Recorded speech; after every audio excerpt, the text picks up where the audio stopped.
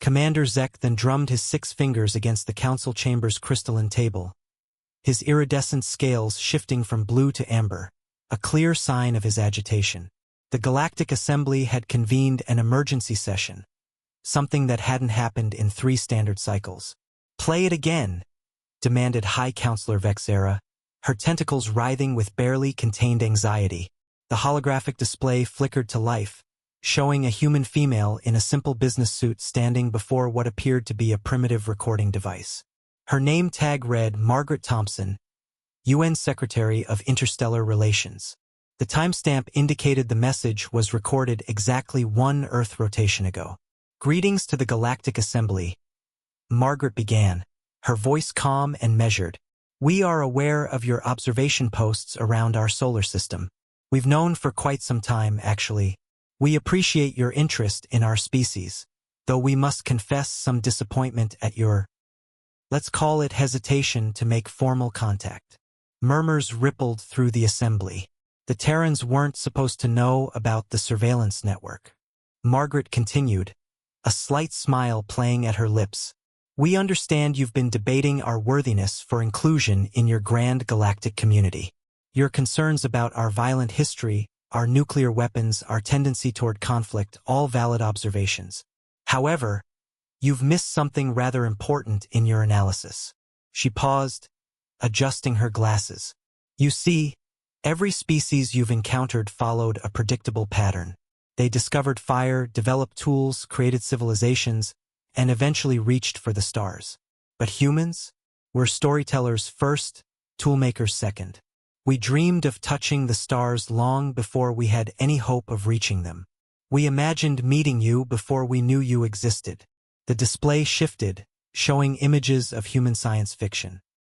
Books, movies, artwork depicting countless variations of alien life.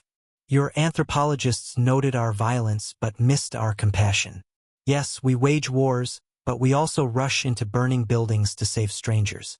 We donate organs to people we've never met. We weep for fictional characters and extinct species we never knew. We are walking contradictions, and that terrifies you." High Counselor Vexera's chromatic skin flickered through several colors of distress. Margaret's expression hardened. "But here's what should really concern you. In the span of a single human lifetime, we went from first flight to walking on our moon. We split the atom and then chose not to annihilate ourselves despite coming terrifyingly close. We decoded our own genome and started rewriting it.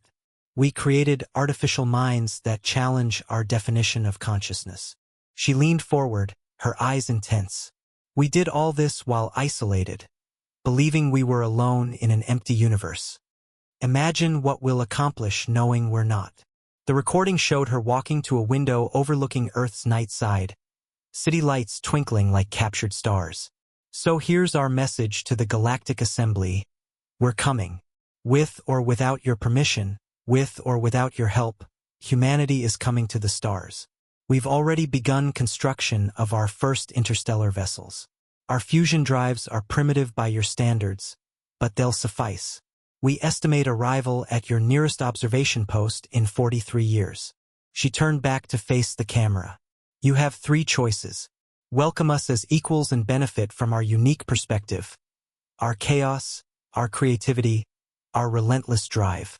Oppose us and discover why a species that evolved as persistence predators on a death world survived every extinction event thrown at us. Or," she smiled, and something in that expression made even battle-hardened Zekthon shudder, "maintain your distance and watch us surpass you. We're extending this courtesy once. We know you're watching. We know you're listening. We even know about the betting pools on whether we'll destroy ourselves before achieving faster-than-light travel." Her smile widened. "Marshal Rodriguez owes me $20, by the way." The recording ended with Margaret placing a small device on the desk. "This contains our preliminary scientific data on quantum entanglement-based communication. Consider it a gesture of good faith. Humanity awaits your decision, but we won't wait forever. We have a universe to explore." The hologram faded, leaving the assembly in stunned silence. Finally, Zekthon spoke. "Motion to designate Earth as a no-contact zone until further notice?" The vote was unanimous.